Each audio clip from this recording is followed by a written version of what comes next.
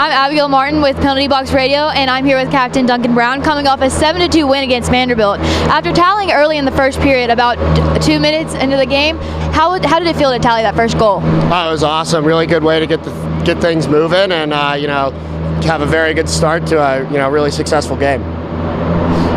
Did it gain your momentum at any? How much in that case? Obviously, you got a 7-2 win. Goals were not short. How did it feel? It was great. I mean, they were kind of hard to come by, especially in the second period when we were on the power play for 8 or 9 minutes and we couldn't find one. But things really started to open up in the third, and we were able to bury some pucks. What was the difference coming from even strength and back to power play? Although you only have 1 goal on the power play, you still had the goals. How did it feel going back to even strength and back and forth? Yeah, I think honestly we just kept it really simple when it was 5-on-5. Just got pucks to the net and buried some pucks on rebounds or just good, clean, well-placed shots. How did your team react to the losing Blake Mueller in the second period to a butt end of the stick from Vanderbilt Commodores? Yeah, that was definitely a bummer. Blake's a great player, works hard every day, comes ready to work, and we obviously missed him, but it's a next man up mentality, and we were able to fight through losing a few guys here and there. All right, thank you for your time and congrats on the win. Thank you. I'm here with Coach Dave coming off a win against Vanderbilt. Your team was able to light up the lamp early in the first period and never gave up the lead. What was said during intermissions to keep the players' heads in the game? More or less keep focused. Yesterday we got up 1-0 on Georgia Tech and kind of stopped playing. Really stopped moving our legs. They came back, played with more energy, I thought more passion, and took over the game in the second period.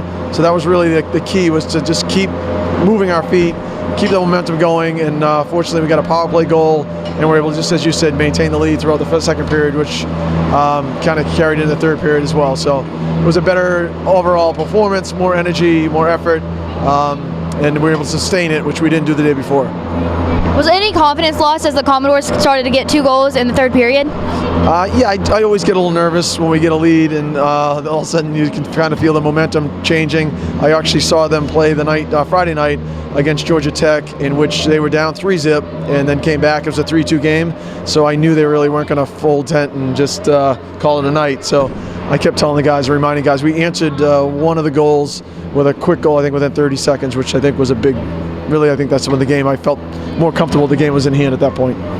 How were you able to keep your team's confidence as you lose Blake Mueller on the bench, and how did you recoup with your defensive pairings? That's been a struggle. We came into the series actually with 4 defensemen. We slid somebody back, Morgan Curtis, who played great actually all weekend. And then when Blake got cut, it was really like a juggling act. And the guys did all right, but they logged a lot of ice. A couple of guys, McCray Robinson especially, he's a junior defenseman. He must have played half the game. So those guys stepped up, which was good. They're probably going to sleep on their way home. It's a nice 8-hour ride. So, but the guys that were there, the 4 that played the rest of the game, did a nice job.